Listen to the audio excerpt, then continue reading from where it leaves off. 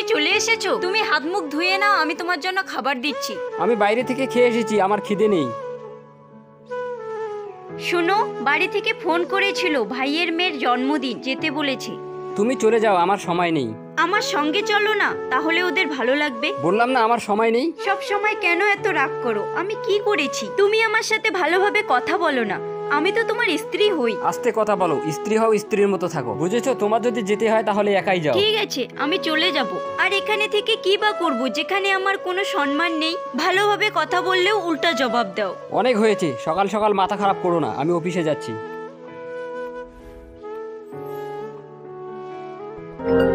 তোমার বাড়ির নিচে দাঁড়িয়ে আছি, তোমাকে নিতে আসছি। আমি তোমাকে কখনো সম্মান করিনি, আমাকে ক্ষমা করে দাও। তুমি চলে আসার পর আমি বুঝতে পেরেছি আমার ভুলটা। তোমাকে নিতে এসেছি, তুমি যাবে না আমার সাথে? আমি তো শুধু একটু ভালোবাসা আর একটু সম্মান চাই, সেটা যদি দাও তাহলে কেন যাব না তোমার সাথে?